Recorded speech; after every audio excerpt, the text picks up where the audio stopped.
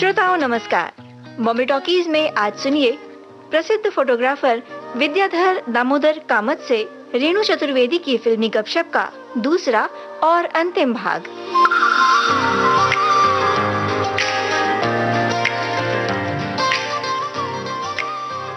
भारतीय सिनेमा में हम अगर बात करें तो बहुत अलग अलग कार्यक्षेत्र हैं और कार्यशैलियां भी उसी के अनुरूप हैं और उन सब के बारे में हम कोशिश करते हैं कि हमें ढेर सारी जानकारी मिल जाए, मालूमात हासिल करने की हम कोशिश करते हैं और जाहिर है कि आपको भी बताने की कोशिश करते हैं, जो कि काफ़ी रोचक होती हैं। ये चलचित्र यानी कि चलते हुए चित्रों की दुनिया में क्या स्थिर चित्रों का महत्व है, प्रकाश चित्र यानी फोटोग्राफ्स, जी हाँ, जो बहुत सारी हमारी यादों को संजो कर रखते हैं। हम जब चाहे निकाल कर देख लेते हैं और उस समय की सारी बातें याद आ जाती हैं।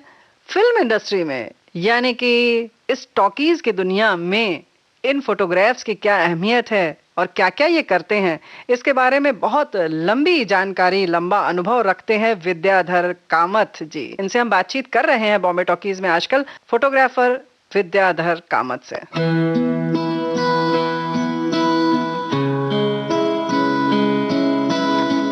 विद्याधर जी, ये बताइए, मूड होता है, कलाकार उस मूड में जैसे है, अगर कुछ उसको दुख का है या खुशी का है तो वो थोड़ी देर तक से निकलना उससे बड़ा मुश्किल होता है। ऐसे में कैसे आप लोग फोटो खींचते हैं, कैसे, क्या कहते हैं, कैसे करते हैं, या बस उसी में चोरी छिपे खींच लेते हैं या तैयारी करते हैं? आपका क्या अनुभव है? अनुभव मतलब क्या है, ये तो सही है कि उनका एक मूड रहता है, एक टेम्परामेंट रहता है उस टाइम, तो उससे उनको मतलब अगर आप बाजू में करोगे तो वापस वो ग्राफ में आने को बहुत तकलीफ होती है, उस कैरेक्टर में आना मुश्किल होता है। हम तो बोल देते हैं यार क्या आया, ऐसा किया है, वैसा नहीं किया, लेकिन उनका जो टेम्परामेंट होता है, वो माहौल होता है, वो बरकरार रखना पड़ता है जब तक वो पूरा सीन खत्म नहीं होता है या उनका वो पूरा रोल उस दिन के लिए खत्म नहीं होता है। तो वैसे करना पड़ता है। उस टाइम फिर हम डायरेक्टर से भी रिक्वेस्ट करते हैं, एवरी टाइम बताते हुए, सर इसका फोटो लेना है, तो आर्टिस्ट मूड में है तो खाली आप बात करके रखो जी। तो फिर जैसे शॉट होता था और डायरेक्टर ओके चिल्लाता था तो इमीडिएट हम बोल रहे थे वन स्टिल प्लीज करके। और पुराने जमाने में क्या होता था, ब्लैक एंड व्हाइट ही तो होते थे जी। और जब कलर फिल्म आ गई तो इंडस्ट्री में पहले कलर प्रिंटिंग और कलर एक्सपोजिंग करने वाले हम ही है। अच्छा। और उस टाइम हम 2 कैमरे लगाते थे, colour and black and white. मेरे पास जितने भी पिक्चर हमने किए हैं जी, वो सेम फोटो आपको कलर भी मिलेगा और ब्लैक एंड व्हाइट भी मिलेगा, सारे। क्योंकि मेरे पिताजी ने फिर वो स्टैंड का हेड थोड़ा मॉडिफाई करके उसके ऊपर ऐसा सेट किया था कि दोनों कैमरे का पोजीशन वगैरह ऐसे किया था कि अगर मैं एक फोटो खींचूं तो दोनों कैमरे एट अ टाइम क्लिक करते थे। अच्छा। हाँ, तो कलर भी और ब्लैक एंड व्हाइट भी, और मतलब हमारा ध्यान आर्टिस्ट पे रहता था। अच्छा। क्लिक करते समय अगर सब ओके हो गया, फोकस हो गया, फिर अगर वो बोलते कोई हाथ ऊपर कर रहा है तो कहाँ तक जाएगा सर हाथ या मैडम, नहीं तो फ्रेम के बाहर नहीं जाना चाहिए, तो फिर उनको सब इंस्ट्रक्ट देके फिर एक्शन, फिर स्टडी बोल के क्लिक करने का। और उस समय भी हम कैमरे के बाहर से उनको देखते थे, अगर नहीं मैडम, क्योंकि उस टाइम फिल्म भी स्लो होती थी तो हमको exposure 1/4 of second, half second ऐसा रखना पड़ता था, तो उतनी देर में आर्टिस्ट ने हिलना नहीं चाहिए। तो हमारा वो भी ध्यान रहता था। फिर उनको नहीं मैडम अब थोड़ा हिली जरा प्लीज करके वापस करना पड़ता था। तो ये भी ध्यान रखना है, ये भी करना है, फिर वापस आर्टिस्ट का मूड भी देखना है। कभी कोई आर्टिस्ट नाराज नहीं हुआ? नहीं, क्योंकि उस टाइम उनको मालूम था ना कि ये अपने प्रमोशन होने वाली है।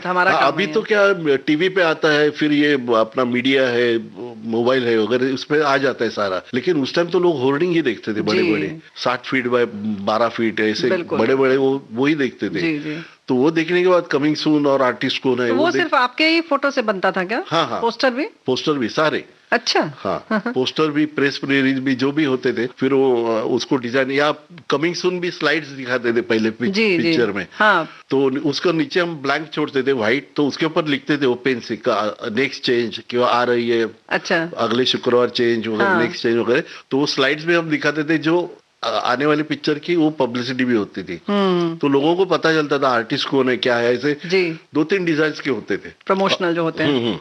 आजकल टीजर बोलते हैं। हाँ। तो अभी टीजर मतलब क्या है कि वो ट्रेलर टाइप हो गया, अपना पहले ट्रेलर होते थे जी, ट्रेलर हो गया बिल्कुल। हाँ, तो और वो ये स्लाइड्स हम तो पिक्चर शुरू होने से पहले दिखती थी ना, no smoking, eatables not allowed, उसके बाद फिर पिक्चर्स के पिक्चर आती थी अगले हफ्ते ये रिलीज होने वाली है इसी हॉल में या कहीं पर भी। जी। अब तो बहुत सीन बदल गए हैं, लेकिन जब ब्लैक एंड व्हाइट से रंगीन में आए तो कौन सी फिल्म आपने की याद है आपको? मेरे ख्याल से हमारी संगम थी शायद पहली। अच्छा। राज कपूर जी की क्या बात है। हाँ, वाह।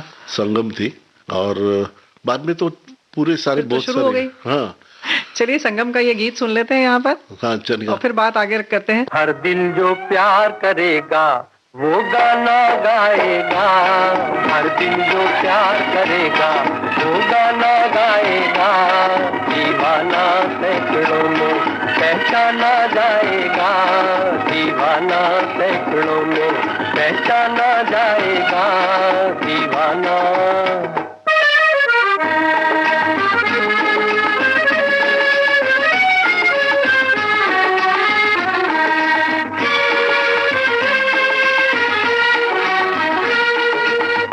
आप हमारे दिल को चुरा कर आँख चुराए जाते हैं, ये एक तरफा रस्म वफा हम फिर भी निभाए जाते हैं, चाहत का दस्तूर है लेकिन आपको ही मालूम नहीं। जिस महफिल में शमा हो परवाना जाएगा, दीवाना सैकड़ों में पहचाना जाएगा, दीवाना।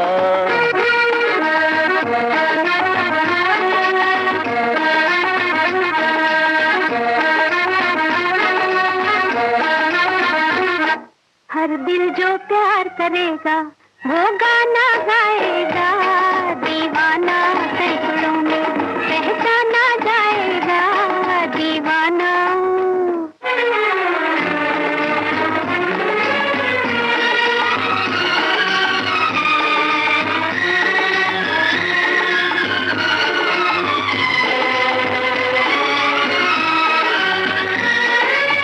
भूली बिसरी यादें मेरे हंसते गाते बचपन की, रात बिरात चली जाती है, नींद चुराने नैनन की, अब कह दूंगी करते करते कितने सावन बीत गए हो, जाने कब इन आँखों का शर्माना जाएगा, दीवाना सैकड़ों में पहचाना जाएगा, दीवाना।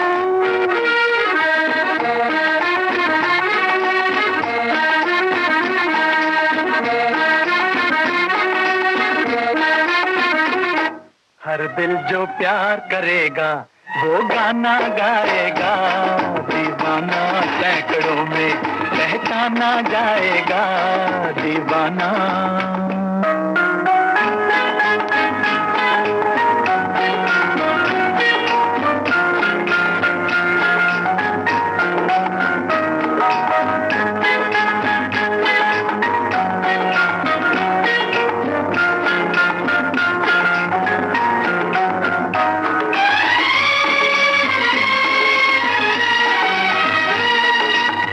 अपनी अपनी सबने कह ली लेकिन हम चुपचाप रहे, दर्द पर आया जिसको प्यारा वो क्या अपनी बात कहे, खामोशी का ये अफसाना रह जाएगा बाद मेरे। अपना के हर किसी को बेगाना जाएगा, दीवाना सैकड़ों में पहचाना जाएगा, हर दिल जो प्यार करेगा वो गाना गाएगा, दीवाना सैकड़ों में पहचाना जाएगा, दीवाना दीवाना।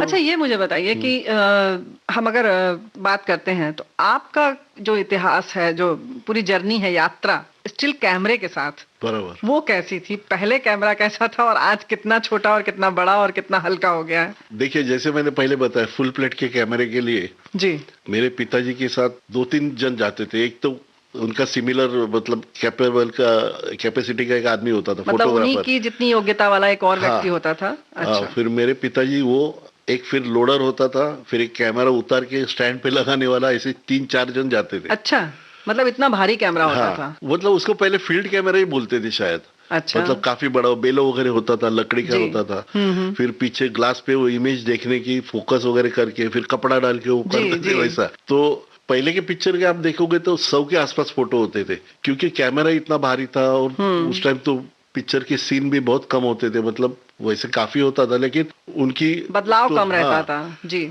उसके बाद आ गया हाफ साइज का कैमरा, लिनॉफ जी। वगैरह।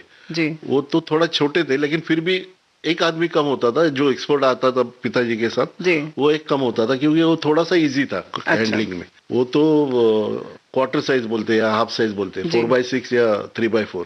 फिर उसके बाद आ गया फिर रोली कैमरे 120 के। वो तो बहुत मतलब ये एक व्यक्ति उठा सकता है आराम से।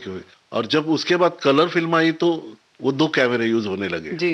और उसमें क्या होता था, एक फिल्म डाली तो उसमें 12 फोटो आते थे। वो 12 के बाद फिर रोल दूसरा चेंज करो। जी, रील चेंज करनी रील पड़ती चेंज थी। करनी। जी। तो उसके हिसाब से, और उस टाइम भी इतना टाइम मिलता था तो ये क्वालिटी काम होता ही था। जी। उस टाइम ऐसा होता था कि हमने क्या एक्सपोज किया है जी। वो हमको लैब में जाने के बाद ही पता चलता था। जी। वो ठीक आया है, गड़बड़ हुआ है, हाँ। क्या हुआ है। तो इसके लिए जो फोटोग्राफर हमारे होते थे, बहुत सारे हमारे फोटोग्राफर थे जो जी। एक्सपर्ट थे, पिताजी के साथ काम किया हुआ, उनका थोड़ा ज्ञान लेके उन्होंने भी किया है। तो ये मतलब अभी क्या होता है, अभी डिजिटल में आपने पीछे देखा, अरे खराब हो गया, डिलीट कर दिया। और उस टाइम रोल फिल्म का स्पीड भी 100A से होता था, मतलब वो उसकी एक कैपेसिटी होती थी, क्या लाइट कितना कैच कर सकती है। तो एक बार हमने 100 ISO का डाल दिया फिल्म, तो उसी पे हमको काम करना है। अच्छा। अभी तो क्या, एक फुट और अंधेरा है, ISO बढ़ा, हाँ। हो गया उसी में नेक्स्ट शॉट। उसी समय सेटिंग सब हो जाती है। तो और ये जब तक लैब में जाके और निगेटिव प्रोसेस नहीं होती है तब तक पता नहीं चलता है। और वो प्रोसेस होने के बाद उसको एनलार्जर में डाल के जब हम पॉजिटिव निकालते हैं, जी। उसमें हमारा टेक्नीशियन जो होता था वो 10 से 15% उसको एनहांस कर सकता था। उसमें जो कुछ गलती हो गई है वो जी। कर सकता था। लेकिन आज के जैसे 100% नहीं कि भाई कुछ भी हो गया, पीछे का काट पूरा दो, उसको change शार्प कर, कुछ भी कर दो, अरे ड्रेस अच्छा नहीं लग रहा है, कलर चेंज बदल कर दो। तो ये उस टाइम जो 95% जो काम होता था वो फोटोग्राफर का होता था। जी। जो भी किया उसकी है कला होती थी, उसकी जो कला होती। हुनर अपना दिखा दे उसमें। क्योंकि एक्सपोज होने के बाद वो सिल्वर हाइलाइट्स होते हैं, वो आपको दिखते नहीं है, दैट इज लैटेंट इमेज। अच्छा। तो वो लैटेंट इमेज मतलब इमेज है लेकिन अपने को दिख नहीं रही है। अच्छा। जब तक वो आप प्रोसेस नहीं करोगे। फिर? तो उसी के लिए वो डार्क रूम में जाके करना पड़ता था, ब्लैक एंड व्हाइट के लिए। और ब्लैक एंड व्हाइट के लिए थोड़ी देर के बाद रेड लाइट में हम देख सकते थे उसको। जी। तो ये तो बहुत सारी लिमिटेशंस होती थी। तो जी। इसके लिए आदमी को 99% करेक्ट होना पड़ता था। बहुत सतर्क रहना पड़ता था। हाँ, कि भाई क्या आएगा, कैसा होना चाहिए, क्या है। फिर उसमें शटर स्पीड की आउटडोर इंडोर बहुत सारे जी। फर्क है। मतलब ये बहुत बड़ी स्टडी है। बहुत ऐसे बड़ी मतलब स्टडी है, बहुत बड़ा तकनीकी ज्ञान होना चाहिए। बराबर। वैसे पहले तो फिल्में भी मॉनिटर नहीं किए जाते थे जब तक कि डेवलप ना हो जाए, है नहीं, ना। correct। वही हाल आप लोगों का भी था कि पता नहीं चलता था कि क्या रिजल्ट आए, परिणाम क्या आएगा नहीं पता। नहीं, तो बराबर। जब तक कि अंधेरे में नहीं जाएंगे तब तक नहीं पता चलेगा। तो हमको पॉजिटिव काम करने के लिए निगेटिव डेवलप करना पड़ता था। मतलब निगेटिव से शुरू करके पॉजिटिव में आ जाओ। क्या बात है, बिल्कुल सही बात है, यही है जिंदगी, बराबर। है ना। जिंदगी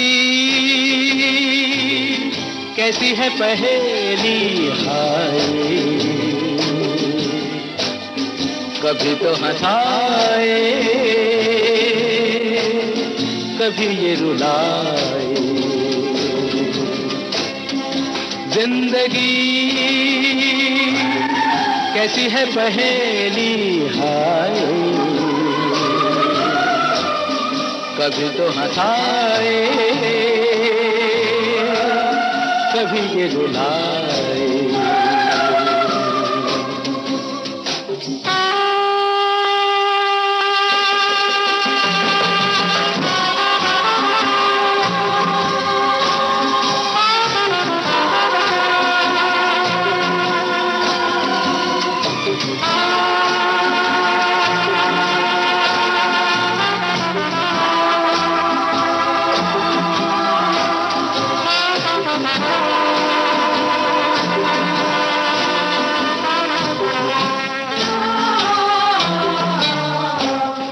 तो भी देखो मन नहीं जागे, पीछे पीछे सपनों के भागे, तो भी देखो मन नहीं जागे। पीछे पीछे सपनों के भागे, एक दिन सपनों का राही चला जाए सपनों से आगे कहाँ। जिंदगी कैसी है पहेली हाय, कभी तो हंसाए। अलग अलग ढंग से काम करवाते हैं कि सबका एक ही अंदाज होता है, जैसे आपको बस खींचना है तो आप जाते हैं और बस लग जाते हैं आपके लोग काम पर, ऐसा? नहीं भाई, पहले कैसा होता था, मतलब जी, मेरे पिताजी ने जो क्वालिटी काम दिया है जी, तो मुझे लगता है 70, 80 से 85 तक हर कोई प्रोडक्शन जब प्लान करता था पिक्चर, तो उसमें हमारा नाम पहले होता था, कामत फोटो फ्लैश। अरे स्टिल्स के लिए उनको बुलाओ। अच्छा। क्योंकि उनका एक निश्चिंती होती थी कि क्वालिटी, और एक ऑफिस है, एक सेटअप है, एक फोन करो, 100 प्रिंट मांगाओ, आ जाएंगे। यानी कि इतना लंबा अनुभव था आपके पिताजी का आपके साथ, हाँ। कि वो आप लेकर आगे चल रहे थे विरासत के तौर पर, और Correct. लोगों को उस पर पूरा भरोसा था। Yes. और चूंकि आपको पता था कि कैसे काम करना है, कैसे कितनी फोटो खींचनी है, कभी ऐसा भी होता था क्या कि प्रोड्यूसर को या डायरेक्टर को नहीं पता है, आप भी बता देते होंगे कि अच्छा नहीं ये लेना जरूरी है? हाँ, तो कभी बताना पड़ता है। मतलब अभी दोनों का कंबाइन शॉट है, एक का प्रोफाइल है, एक का फ्रंटल है। जी तो एक तो हम लेते थे उनके कंटिन्यूटी के लिए, तो अगर लगा तो जी, नहीं तो हम बोलते थे सर एक सिर्फ जो व्यक्ति फ्रंट बैठी है उसका एक सिर्फ लेके रखते हैं, ताकि अपने को पब्लिसिटी में, जैसे मैंने बताया वैसा काम में आता है। और दूसरा क्या होता था कि हमारा पूरा सेटअप होता था, राउंड द क्लॉक हमारे इधर काम चलता था। तो अगर कोई बोलता है ना, अरे एक फोटोग्राफर है उसको बुलाते हैं, अगर किसी प्रोडक्शन वाले ने बोला था तो प्रोड्यूसर बोलते हैं अरे भैया, अगर हमने एक शेड्यूल रखा और उसको फोन किया तो पता चला वो तो फोन पे अवेलेबल नहीं, बाद में किसको भेजा घर पे तो पता चला वो गाँव गया है, फिर कौन आएगा? यानी कि आपका एक प्रोफेशनल अंदाज था काम का। तो मेरे पास क्या 10-15 फोटोग्राफर्स थे जी। और हर एक को 2-2 कैमरे में देता था। अच्छा। और एक स्टोरवेल भर के मेरे पास कैमरे थे। अच्छा। पूरा कबर्ड। तो उनको मालूम है कि कोई ना कोई आदमी आएगा कामत का और क्वालिटी वही देगा। मतलब कोई भी किसी को भी भेजने से मतलब नहीं, हम ज्यादा करके एक ही फोटोग्राफर को एक ही प्रोडक्शन में भेजते थे ताकि उसको पूरी पिक्चर की नॉलेज आ जाए और उसके हिसाब से वो काम करता रहे। अच्छा, ये जो आपने बताया अभी कि ये बहुत खास बात है कि यानी कि अगर जैसे कि अगर कहीं भी एक प्रोडक्शन, राष्ट्रीय प्रोडक्शन की अगर फिल्म चल रही है या चोपड़ा प्रोडक्शन की चल रही है, आरके बैनर की फिल्म चल रही है, तो जिस एक को आप देते थे वही जाता था? वही जाता। मतलब जैसे राज कपूर जी थे जी, अभी उनकी बॉम्बे में तो सेट होता था, उनका आरके स्टूडियो में लगते थे, फिर उनकी शूटिंग होती थी लोनी में या फिर बेंगलोर। तो अगर ये शूट होते समय उसके बीच में गैप पड़ गई तो वो फोटोग्राफर दूसरी जगह गया जी, तो फिर उनका शेड्यूल लग गया राज साहब के कि भाई बेंगलोर जाना है, तो अगर वो फोटोग्राफर अवेलेबल नहीं तो हम उनको रिक्वेस्ट करते थे वो ये आदमी आएगा, ठीक है कोई बात, ऑल टुगेदर अलग होता था वहां पे सीन। तो एक क्या होता है कि उनकी लिंक लगी रहती है फोटोग्राफर्स की। नहीं तो हम क्या करते थे कि जिधर भी गया उसको बुला के अरे राज साहब की शूटिंग है आप जाओ, तो वैसे मैनेज करते थे आप। तो इसके लिए क्या होता था कि खुद इतने माहिर थे राज साहब, वो तो पूरी फ्रेम देखते थे जी। बोला देखो एडिटर बहुत जबरदस्त है, और वो हर एक से रिस्पेक्ट से बात करेंगे। मतलब एक बार ऐसे हुआ, उनका 14 दिसंबर उनके बर्थडे पे वो मुहूर्त करते थे हमेशा। वो करने के बाद मैं तो जाता था उधर मुहूर्त में वगैरह, फिर लंच वगैरह होता था तो हमारे वाक साहब थे, वो खास थे मतलब राज साहब के, तो और मैं भी गया था। तो राज साहब ने पूछा हमारे वाक साहब के, अरे मैं अभी कल जा रहा हूँ शूटिंग में, कौन आ रहा है? तो उन्होंने बोला ये आ रहा है। तो उस टाइम मैं तो थोड़ा यंग था, 24-25 साल का। तो बोले अच्छा ये क्या नया लड़का रखा है क्या? तो उन्होंने बोला नहीं ये कामत साहब का लड़का है। अच्छा। अरे फिर नहीं मुझे यही चाहिए। अच्छा। इसी को भेज दो, मेरे को यही चाहिए। फिर दूसरे दिन हम निकले, वहां से लोनी गए, वहां पे गया, फिर उन्होंने पर्सनली बोला एक को कि ये कामत साहब का लड़का है, इनका अच्छा ख्याल रखो। फिर पूरा काम किया। लेकिन जब मैंने देखा कि उनका काम करने का स्टाइल, तो अगर मैं जाके उनको बोलूंगा ना कि सर राज साहब ये फोटो लेनी है, तो बोला रुक ना मैं बताता हूँ तेरे को क्या चाहिए। अच्छा। बराबर। फिर होने के बाद हाँ आजा, फोचू बोलते थे वो। अच्छा। मजाक में आजा बोला। फिर कहा कैमरा कहाँ था देख, फिर हाँ वहां रख दिया। फिर रखने के बाद वो बैठते थे चेयर लेके बाजू में, और फ्रेम में देख के एक एक एडजस्ट करते थे आदमी को खुद। अच्छा, स्टिल में भी? स्टिल में भी। और फिर मेगाफोन से बोलते हैं हाँ अभी ले तेरा फोटो तू फोकस वगैरह। मतलब अभी ग्रुप है तो हर एक आदमी सेपरेट दिखना चाहिए। एक सर के पीछे दूसरा आधा सर आ रहा है वो उनको नहीं, मतलब वो खुद अरेंज करते थे और फिर बोलते थे हाँ अभी ठीक है ले तू तेरा फोकस वगैरह करके एक्सपोजर करके ले।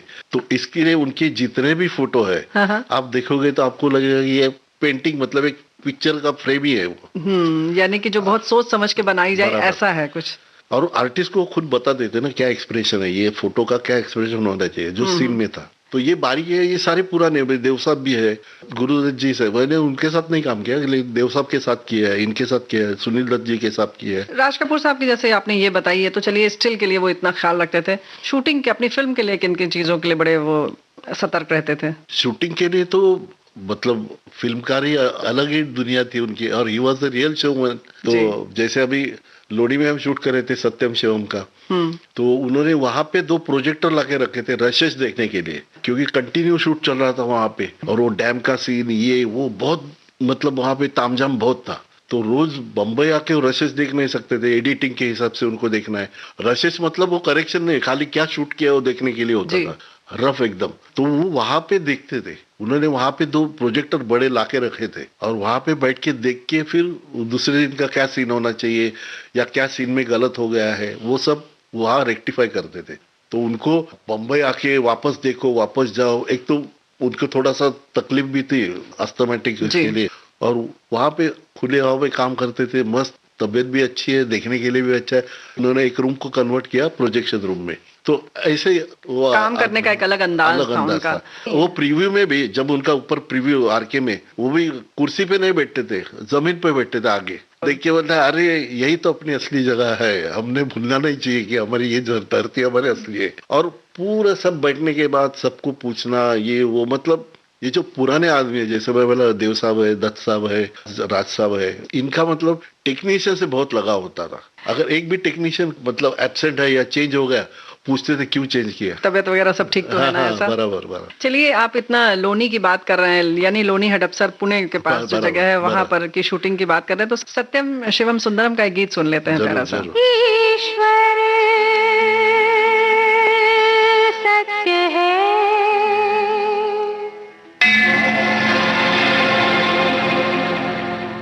सत्य ही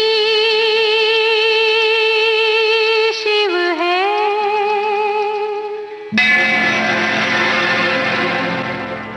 शिव ही सुंदर है। जागो उठ कर देखो, जीवन जो तुजागर है। सत्यम शिवम सुंदरम, सत्यम शिवम सुंदरम, सत्यम शिवम सुंदरम, सुंदरम आ, आ,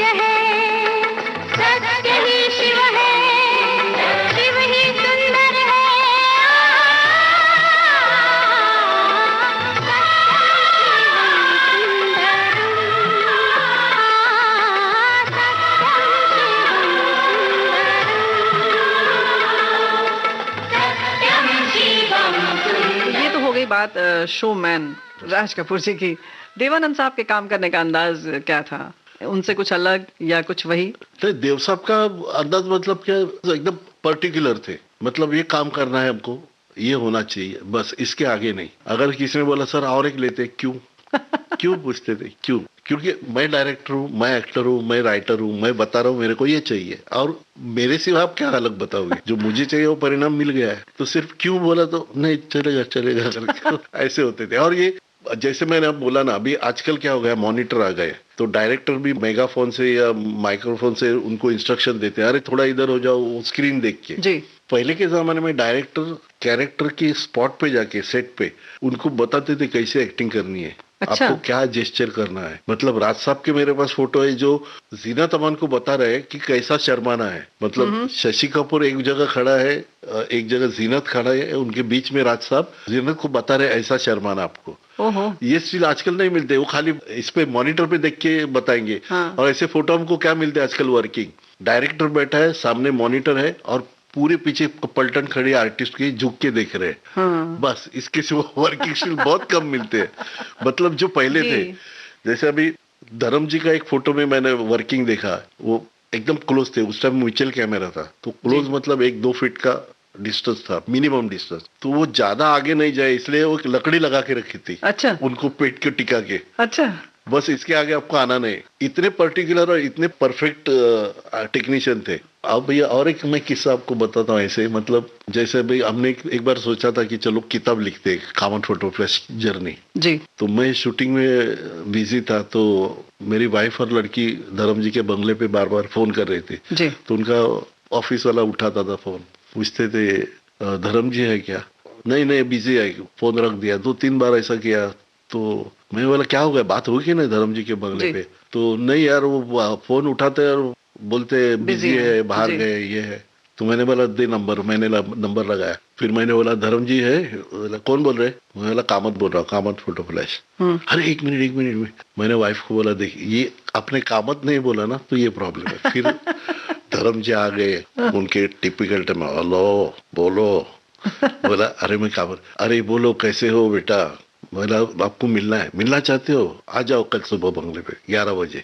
पूरी पलटन गए उधर। फिर वो जो बातें करते रहे मेरे पिताजी के बारे में और सब, तो मैंने बोला सर सॉरी आपको डिस्टर्ब किया। अरे डिस्टर्ब क्या है? बोला फिर उनको मैंने फोटोज दिखाए लैपटॉप पे वगैरह। तो अभी उसको 5-6 साल हो गए और अभी तक उनका ये सिलसिला जारी है मेरा उनसे बात करने का। मतलब फोन करेंगे तो बोलते हैं अरे यू आर द फैमिली, आप तो पिलर हो बोले इंडस्ट्री के। तो मैंने बोला सर हम पिलर का है कि बोला एक आप ही तो जो संजो के बैठे पूरा इंडस्ट्री को। और बहुत मतलब इतने भावुक है धर्म जी, कि आप उनकी वो स्क्रीन की इमेज देखोगे और वो उनको ऐसे पर्सनली मिलोगे, मतलब टोटल डिफरेंट। क्या बात है। तो चलिए धर्म जी की पुरानी किसी फिल्म का कोई गाना सुन लें। चलेगा, बंदी नहीं। पंछी प्यारे सांसकारी बोले तू कौन सी बोली बता रे, बोले तू कौन सी बोली।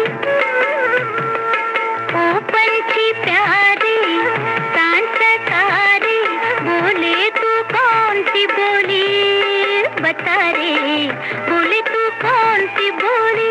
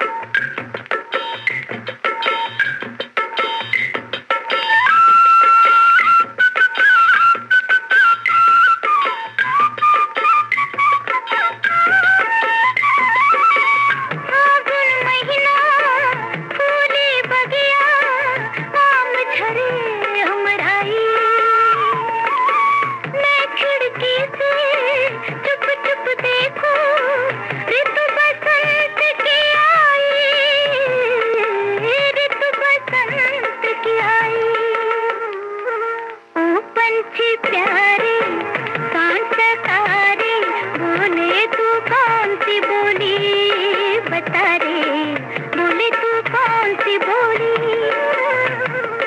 ओ पंछी प्यारे सांस तारे बोले तू कौन सी बोली बता रे बोले तू कौन सी बोली।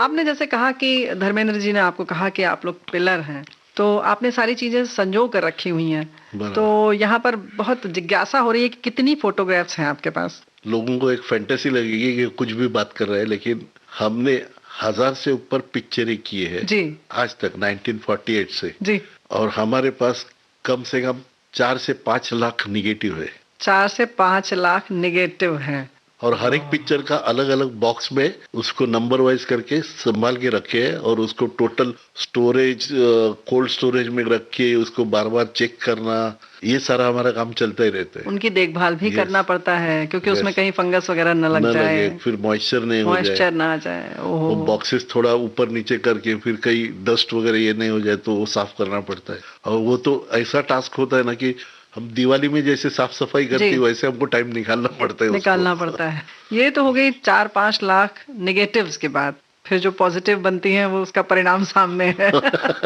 यहाँ हम ये जानना चाह रहे थे, आपने जैसे उस समय कहा कि सब लोग कहते थे कि नहीं कामत फोटो फ्लैश से मंगवा लो, तो कितने कैमरे, कितने कैमरामैन, क्या क्या आपके पास, कितना कितना लगभग, मतलब कितना है आपके पास? मेरे पास उस समय 12 से 15 फोटोग्राफर्स थे। अच्छा। और सब काबिल थे और मेरे ऑफिस में एक ब्लैक बोर्ड टंगा होता था जी, कौन सा प्रोडक्शन का किधर शूट चल रहा है, कितने दिन से चल रहा है, कौन सी तारीख से, और आखिर में फोटोग्राफर का नाम होता था। अच्छा। तो ऐसे 10-12 दिन का चार्ट लगा रहता था जी। और किसी का अगर सबका 12-15 दिन का शूटिंग चालू है तो फिर मैं एक दिन शाम को ऑफिस बंद होने के बाद रोल लेके निकलता था और हर सेट पे जाके फोटोग्राफर को एक्सपोज रोल लेके उनको अनएक्सपोज रोल देके मैं घूमता था फिर पूरा रात भर। अच्छा, वो रोल लेते थे आप जो शूट हो चुका है या जो जिसकी फोटो, क्योंकि वो तो आएगा 15 दिन के बाद, तो अगर कुछ देखना है प्रोड्यूसर्स को, आर्टिस्ट को, तो वो मिलेगा नहीं। तो ऐसे मेरे पूरी बारात निकलती थी, film city, Mohan studio, KSC studio, फिर नटराज स्टूडियो, ऐसे घूम घूम के फिर रात को 1-2 बजे घर पे पहुंचता था, खाना खा के सो जाओ। फिर दूसरे दिन वो रोल अपने को डेवलप भी करने चाहिए जी, जी, जी। क्योंकि 15 दिन का शेड्यूल लगा है तो 15 दिन के बाद आएगा तो क्या करेगा। और अच्छा इतना स्टॉक भी रोल भी लेके वो नहीं रख सकते है ना, कभी चोरी हो गया, गिर गया, कहीं हो गया, तो वो काम किया हुआ बराबर चीज आनी चाहिए, परिणाम भी देखते रहो कि कैसा हो गया उसका, अगर आपने पॉजिटिव कर लिया तो। मेरा कहना ये था तो जब भी मैं शूटिंग में जाता था तो मैं अनएक्सपोज रोल तो कौड़ी मोल पकड़ो, उसको कुछ नहीं है, ढेर सारा, लेकिन एक्सपोज है वो लाख मोल का है, लाख मोल का है, क्योंकि उसमें तो तुमने पूरा जो क्या सेटअप लगाया वो अपने काम है उसमें, अगर वो गुम गया या कुछ खराब हो गया तो गया फिर सब आपका काम। बहुत मुश्किल। वो तो मैं हमेशा जेब में रखता था एक्सपोज रोल। यानी जो फोटो खींच ली गई वो निगेटिव्स आप लेकर आ जाते थे और फिर उनको कच्चा माल भी दे आते थे कि भाई आगे के लिए तैयारी हो जाइए पूरी। कभी कुछ ऐसा हुआ कि कोई इस तरीके का शूट किया हुआ रोल एक्सपोज हो गया रोशनी में और गायब हो गया, कुछ ऐसा हुआ? एक बार ऐसे ही हो गया, एक रोल पड़ा था, एक्सपोज हुआ था।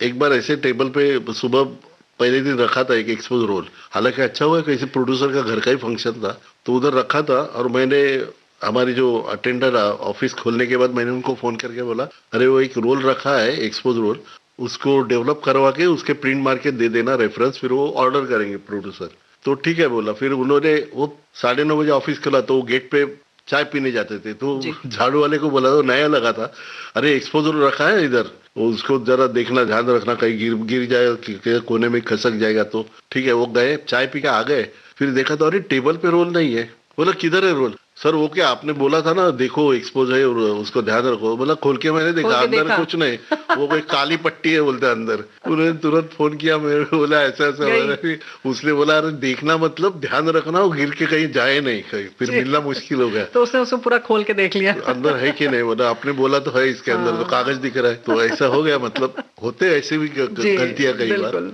चलिए, ये तो बहुत रोचक बातें हैं, बहुत सारी बातें होंगी, लेकिन दोस्तों बहुत अच्छी बात है कि विद्याधर जी के साथ इनकी सुपुत्री भी हैं और इसी व्यवसाय से जुड़ी हुई हैं, यानी कि इसी कला से जुड़ी हुई हैं और हुनरमंद हैं। आगे की एक पीढ़ी है, अपने दादाजी और अपने पिताजी की विरासत को आगे लेकर चल रही है। नेहा जी, कार्यक्रम में स्वागत है आपका।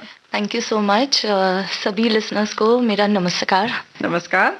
और ये बताइए कि आप जो कर रही हैं इस वक्त, पहले खुद ही बताइए कि आप क्या कर रही हैं। ठीक है, जाहिर है अब समझ गए होंगे हमारे श्रोता कि जो पिताजी काम कर रहे हैं उसी के साथ आप लगी हुई हैं, लेकिन और क्या कर रही हैं आप? ये तो काम कर ही रही हूँ मैं। एज अ फोटोग्राफर तो डेफिनेटली नहीं हूँ मैं। पूरा बैक एंड का जो काम होता है, नेगेटिव्स को संभालना, उसको डिजिटलाइज करना, इसको मेंटेन करना, तो ये सब चीजें मैं करती हूँ।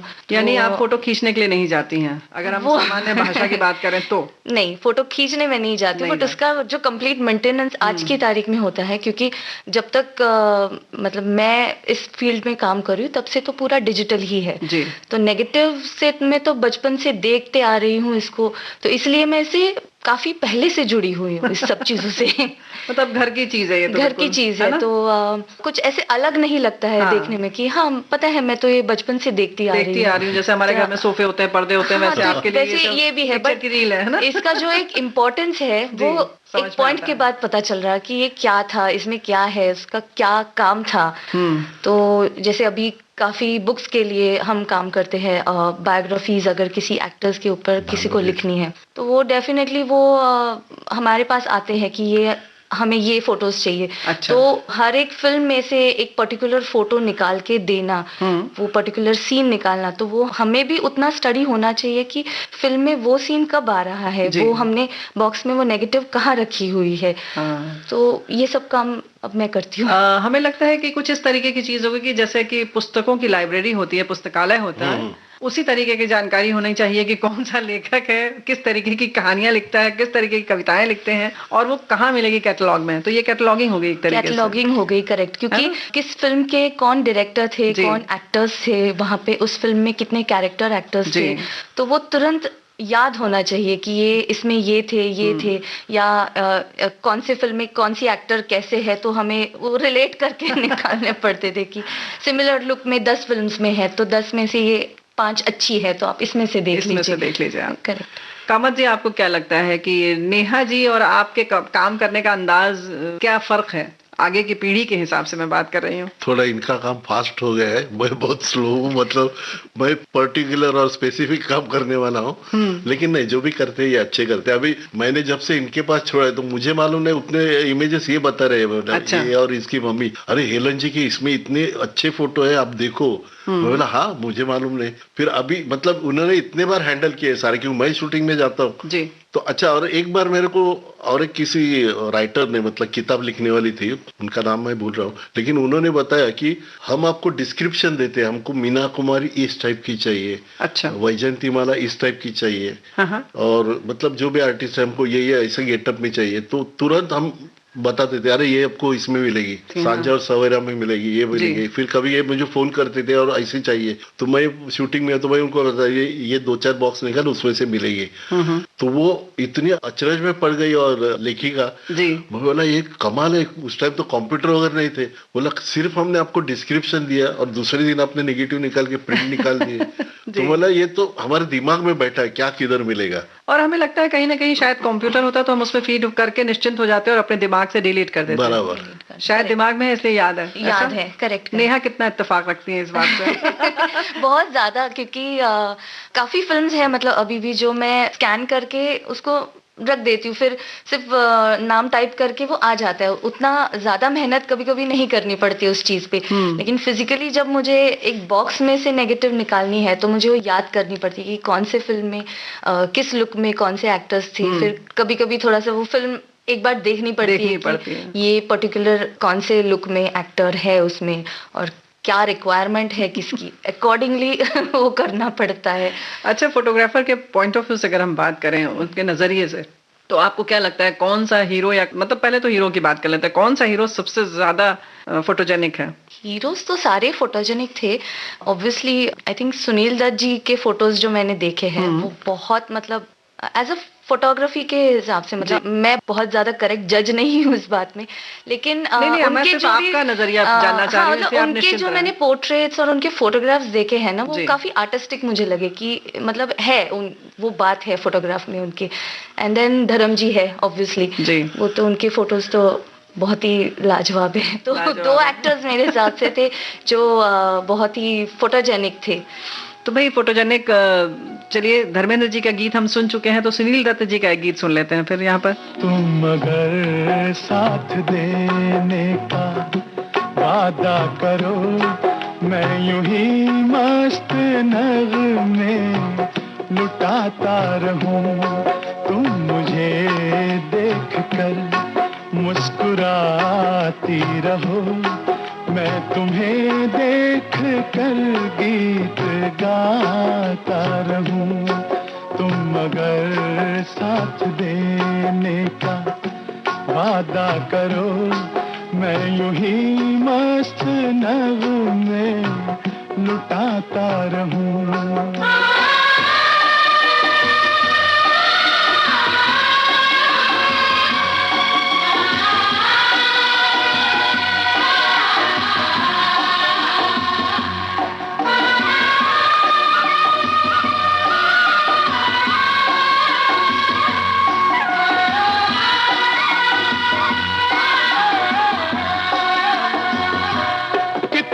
जलवे फिजाओं में बिखरे, मगर मैंने अब तक किसी को पुकारा नहीं।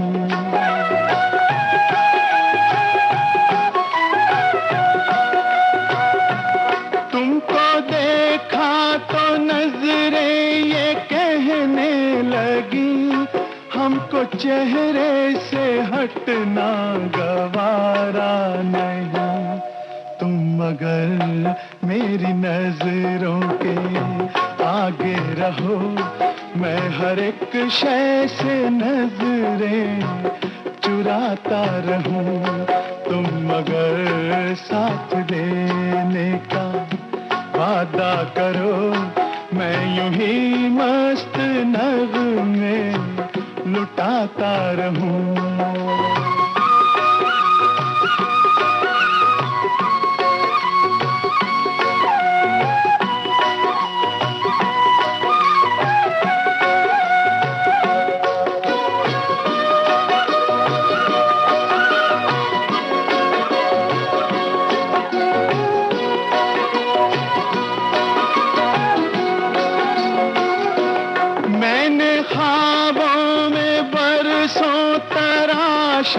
जिसे तुम वही संगे मरमर की तस्वीर हो।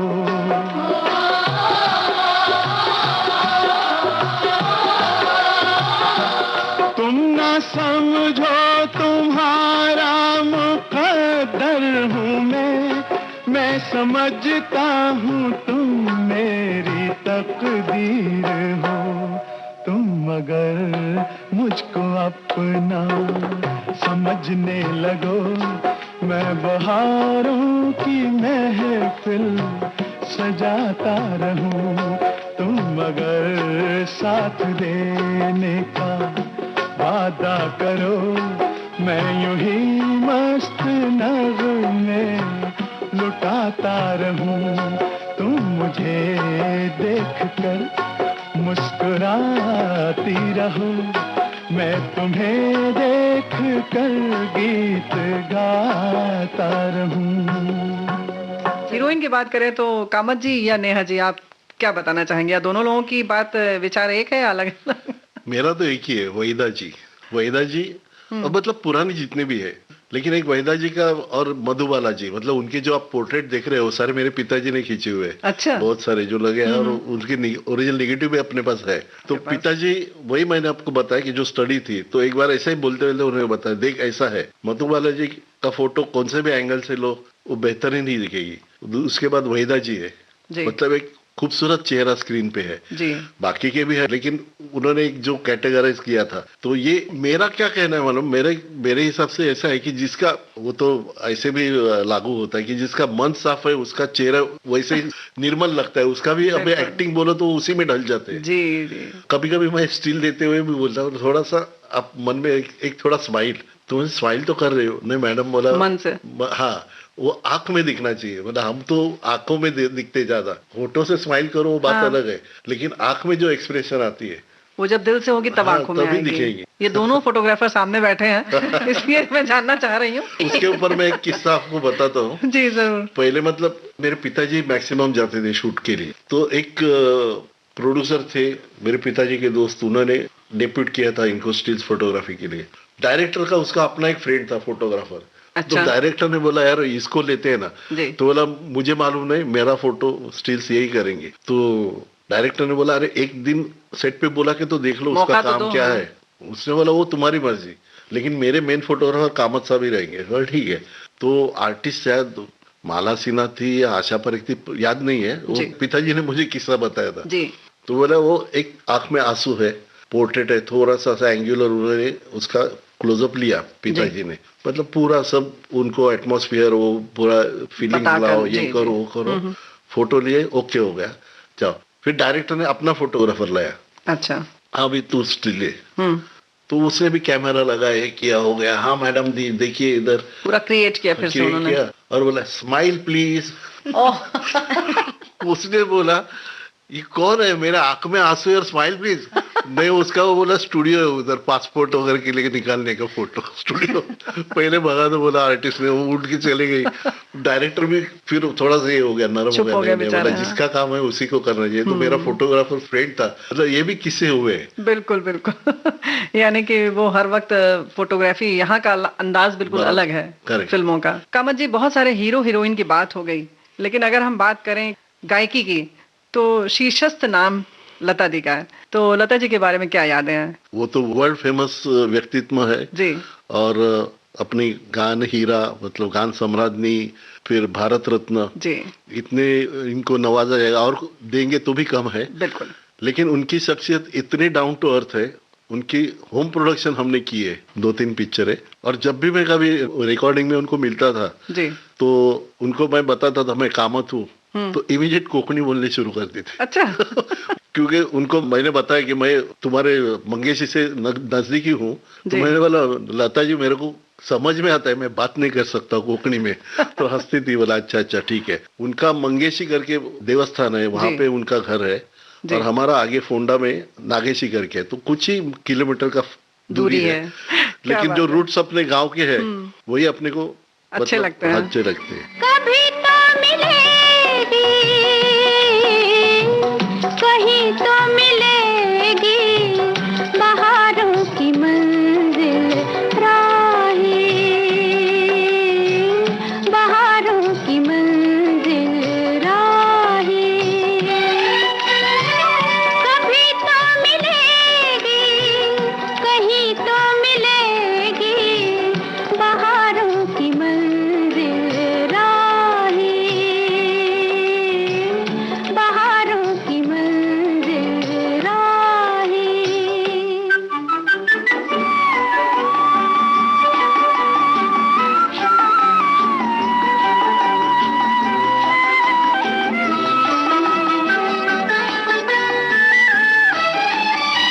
लंबी सही दर्द की राहें, दिल की लगन से काम ले, आँखों के इस तूफान को पी जा, आहों के बादल थाम ले। दूर तो है पर दूर नहीं है, दूर तो है पर दूर नहीं है, नजारों की मंजिल राही, बहारों की मंजिल राही। हा हा हा, हा हा हा हा हा, ला ला ला ला ला ला, हा हा। माना के है गहरा अंधेरा, गुम है डगर की चांदनी, मैली न हो धुंधली पड़े ना, देख नजर की चांदनी। डाले हुए हैं रात की चादर, डाले हुए हैं रात की चादर,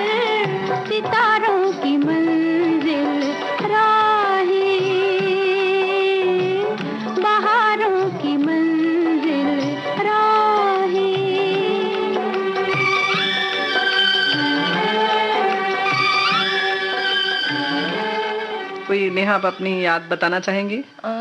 याद मतलब जैसे मैं देव साहब से मिली थी जी। शमी कपूर जी से मिली थी, धर्म जी से हम काफी मिलते हैं, तो बहुत अलग इंस्पिरेशन मिलता है इन लोगों से कि इन्होंने कैसे काम किया था। जैसे मेरे ग्रैंडफादर के साथ वो बताते हैं कि उन्होंने उनका कैसे रिलेशन था इन सब लोगों के साथ, तो ये सब मेंटेन करते समय भी वो चीज हमेशा दिमाग में रहती है कि इसको मैं कैसे प्रमोट करती रहूं, इनके व्यवहार को, व्यक्तित्व को, सभी चीजें इसमें आती है, क्योंकि जैसे सिर्फ एक फोटोग्राफ नहीं है, उसमें काफी लोगों की मेहनत है, उसमें एक आदमी का काम नहीं होता है, वो पूरा जो भी होता है फिल्म बनाना अपने पूरी एक इतिहास लेके चलती है, तो उसको मेंटेन करना है, उसको प्रेजेंट करना है किस तरीके से। इतने एक्टर्स ने मेहनत की है, डायरेक्टर्स ने मेहनत की है, फोटोग्राफर ने, सबने है, तो ये एक पैकेज है जो मैं संभाल रही हूँ, मुझे ऐसे लगता है।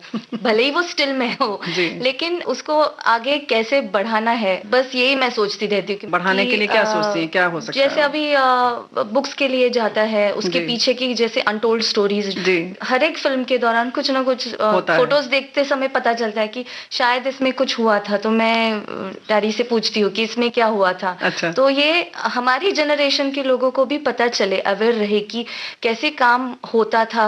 और अभी हम अपग्रेडेड है, हम अभी अपने तरीके से काम करते हैं भले ही, लेकिन ये तो रूट्स है। तो मतलब अगर वो नहीं होता तो हम आज यहाँ होते ही नहीं। जाहिर है, कहीं ना कहीं तो बीज तो वही है। करेक्ट। तो यही है मेरा काम, मतलब इसको संभाल के रखो इस चीज को। ये बहुत अच्छी बात है कि पुरानी धरोहर को, अपनी संस्कृति को, या यूं कहें कि एक पूरा एक धरोहर लेकर आप चल रही हैं, और अच्छी आपके ख्यालात हैं कि हाँ उसको वैसे ही संभालना है, क्योंकि सिर्फ उसमें यादें नहीं हैं, उसमें बहुत सारी कहानियां हैं, बहुत सारे किस्से हैं, और बहुत सारी चीजें हैं उसमें, बहुत तकनीक भी है जो पुरानी थी, उसको भी समझना बहुत जरूरी है। बहुत अच्छा लगा नेहा जी कि आपकी पीढ़ी भी ये इसको संभालना चाहती है, अच्छा लगता है। कामत जी आपको तो अच्छा लगता ही होगा। डेफिनेटली, क्योंकि ये जो हमने देखे, ये इट्स आर्ट, मार्वल है, मतलब इसका काम, टेक्निक वगैरह जो इतना परफेक्ट है। मैं बता रहा हूँ, मेरे पिताजी गुजर गए तब मैं 13 साल का था जी। लेकिन उनके फोटोग्राफ मतलब इतने स्टडी करने लायक होते थे कि परफेक्ट लाइटिंग क्या होती है, कैसे होनी चाहिए, ये मूड लाइटिंग है, मतलब इसको थोड़ा हॉरर टाइप है तो उसको कॉन्ट्रास्ट करेंगे, लो एंगल लेंगे वगैरह। जैसे 20 साल बाद का वहीदा रहमान का आपको फोटो बताऊंगा और 14वीं का चांद का बताऊंगा। क्या बात है। आर्टिस्ट तो वही है, लेकिन उसमें जो इफेक्ट्स है, ये जो उन्होंने अपना आर्ट उसमें डाला है, समाया हुआ है, दोनों ने, जो आर्टिस्ट भी है उसका भी तो महत्व है ना। अगर वो एक्सप्रेशन नहीं देते, कहाँ से कैप्चर करते। तो ऐसे दिग्गज लोगों के साथ काम किया है तो बहुत अच्छा लगता है, और वो उस काम की वजह से जानते हैं, ये तो सुन के और भी अच्छा लगता है। जाने क्या तूने कही, जाने क्या मैंने सुनी, बात कुछ बन ही गई। जाने क्या तूने कही, जाने क्या मैंने सुनी, बात कुछ बन ही गई। जाने क्या तूने कही।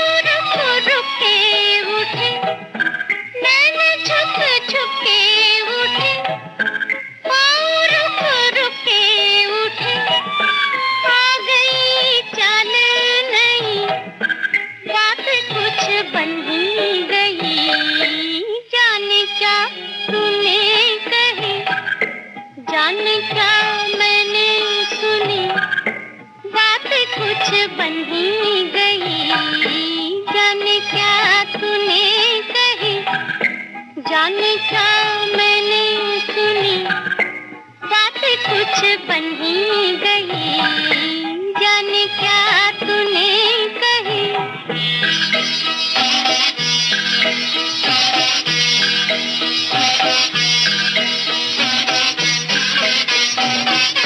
नेहा जी, आपके पिताजी तो सिर्फ अपने पिताजी के बारे में सुनते हैं तारीफ, आप तो अपने पिताजी और बाबा दोनों की तारीफ सुनती हैं, और कहा जाता है कि इनकी पोती है, इनकी बेटी है, तब कैसा लगता है?